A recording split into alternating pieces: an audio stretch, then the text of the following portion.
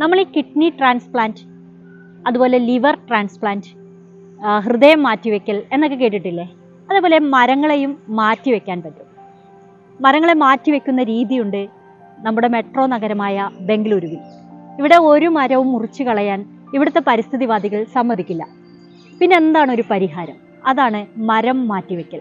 സ്വർണം കായ്ക്കുന്ന മരമായാലും പുരയ്ക്കുമീതെ ചാഞ്ഞാൽ വെട്ടണമെന്നാണല്ലോ നമ്മൾ പറയാറ്. സ്വർണമൊന്നും കായ്ക്കണമെന്നില്ല. പുരയ്ക്കുമീതെ ചാഞ്ഞ ഒരു മരവും അങ്ങനെ അങ്ങോട്ട് വെട്ടിക്കളയുന്ന പതിവില്ല IT നഗരത്തിൽ. ഒരു വഴിയുമില്ലെങ്കിൽ മരം മുറിയല്ല, മരം മാറ്റിവെക്കലാണ് ഈ നഗരം കാണുന്ന പരിഹാരം. മരം മുറിക്കാരോട് സന്ധിയില്ലാ സമരം ചെയ്യുന്ന പരിസ്ഥിതി പ്രവർത്തകനാണ് ബംഗളൂരുവിന്റെ ട്രീ ഡോക്ടർ എന്ന് വിളിക്കപ്പെടുന്ന വിജയ് നിശാന്ത്. നമ്മുടെ വിജയ് നിശാന്തും ടീമും എന്താ ചെയ്യുന്നതെന്നറിയോ? ഇതുപോലെ ഒരു മരം ഇപ്പോൾ നമുക്ക് മാറ്റി സ്ഥാപിക്കണമെന്നിരിക്കട്ടെ, അവരിത് വന്ന് ഈ മരത്തിന്റെ വേരുകൾ എവിടെ വരേക്കൊക്കെയാണ് പോയിരിക്കുന്നതെന്ന് ആദ്യം പരിശോധിക്കും. അതിനുള്ള യന്ത്രങ്ങളൊക്കെ ഉണ്ട്. എന്നിട്ട് ആ വേരിനെ സ്കാൻ ചെയ്ത് എത്രത്തോളം ഭൂമിയുടെ അടിയിലേക്ക് അത് പോയിട്ടുണ്ട്, എത്രത്തോളം ദൂരത്തേക്ക് വ്യാപിച്ചിട്ടുണ്ട് എന്നൊക്കെ കൃത്യമായി നോക്കി ഒരു വേര് പോലും അറുത്തു പോകാതെ അറ്റുപോകാതെയാണ് അവര് ഈ മരത്തെ ഇവിടെ നിന്ന് പിഴുതെടുക്കുന്നത്. So if under 25 it has to be there, and we have to check a girth, height, is a feasibility, everything we have to check it actually.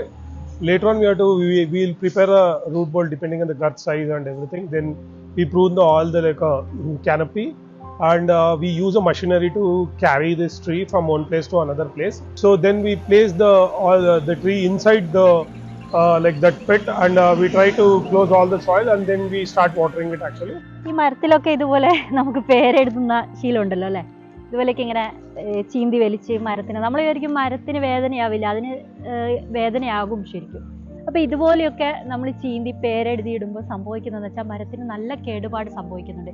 ഇതിനൊക്കെ എതിരാണ് വിജയ് നിശാന്തും ടീമും. ഇതൊക്കെയാണ് മരത്തിന്റെ പതനത്തിന് കാരണമാകുന്നത്, കാലക്രമേണയുള്ള നാശത്തിന് കാരണമാകുന്നതെന്നാണ് വിജയ് നിശാന്തും ടീമും പറയുന്നു. ചില മരങ്ങൾ നിന്ന നിപ്പിലെ ഉണങ്ങിപ്പോകുന്നതായിട്ട് നമ്മൾ കണ്ടിട്ടില്ലേ? അതെങ്ങനെയാണ് സംഭവിക്കുന്നതെന്നറിയോ? ആസിഡ് ആക്രമണം നടത്തുകയാണ് ഈ മരങ്ങൾക്ക് എതിരെ. ഈ ആസിഡ് ആക്രമണം നടത്തുന്നത് പരിസ്ഥിതിവാദികൾക്കെതിരെ പ്രവർത്തിക്കുന്ന സാമൂഹ്യ ദ്രോഹികളാണ്. അവർക്ക് ഈ മരം മുറിക്കാൻ പറ്റാത്ത അവസ്ഥ വരുമ്പോഴാണ് അവർ ആസിഡ് ആക്രമണം നടത്തി മരത്തെ ഇല്ലാതാക്കാൻ ശ്രമിക്കുന്നത്. ഇങ്ങനെയുള്ള മരത്തെ പൊതുജീവിതത്തിലേക്ക് കൊണ്ടുവരാനാണ് വിജയ് നിശാന്തിന്റെ ശ്രമം. അതിനായി നിശാന്ത് ചെയ്യുന്നത് ഇവിടെ ഈ ആസിഡ് ആക്രമണം നേരിട്ട ഭാഗത്തെ ചില ഔഷധക്കൂട്ടുകളെല്ലാം നിറച്ചുകൊണ്ട് മരത്തെ സംരക്ഷിച്ച് നിർത്തുക എന്നതാണ്. ദിവസങ്ങൾക്കകം, ചിലപ്പോൾ ആഴ്ചകൾക്കകം അവിടെ നിന്ന് പുതുനാമ്പുകൾ മുളച്ചു വരുന്നത് വിജയ് നിശാന്തിനെ കാണാൻ പറ്റിയിട്ടുണ്ട്. I go there and try to remove physically all the aciding elements in the tree, and try to apply something called fungicides and everything, and if there is a hole I seal it actually.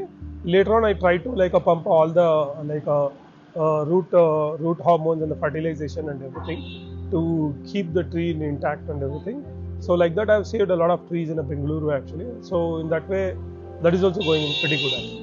ബംഗളൂരുവിൽ നിങ്ങളൊക്കെ കണ്ടിട്ടുണ്ടാവും, എവിടെ നോക്കിയാലും നല്ല പച്ചപ്പുള്ള മരങ്ങൾ കാണാൻ പറ്റും. നമ്മുടെ കബ്ബോൺ പാർക്കാണ് ഏറ്റവും കൂടുതൽ മരങ്ങളുള്ള ഒരു ഭാഗമെന്ന് പറയാം. നഗരത്തിന്റെ കണ്ണായ സ്ഥലത്താണ് ഈ ഒരു കബ്ബോൺ പാർക്ക് സ്ഥിതി ചെയ്യുന്നത്. വിജയ് നിശാന്തിനെ പോലുള്ള ആളുകൾ മറ്റിടങ്ങളിൽ നിന്ന് മുറിച്ചു മാറ്റപ്പെടാതിരിക്കാൻ ആയി പിഴുതു മാറ്റിക്കൊണ്ടുവരുന്ന മരങ്ങളിൽ പലതും കൊണ്ടുവന്ന് ഇവിടെയാണ് സ്ഥാപിക്കുന്നത്. ആ മരങ്ങളൊക്കെ ദിവസങ്ങൾക്കകം തന്നെ പുതിയ ഇലകളൊക്കെ വന്ന് പിന്നീട് തണൽക്കുട വിരിച്ച് ആളുകൾക്ക് നല്ല തണലേകിക്കൊണ്ട് ഈ ഉദ്യാനത്തിൽ നല്ല വിലസി തന്നെ നിൽപ്പുണ്ട്.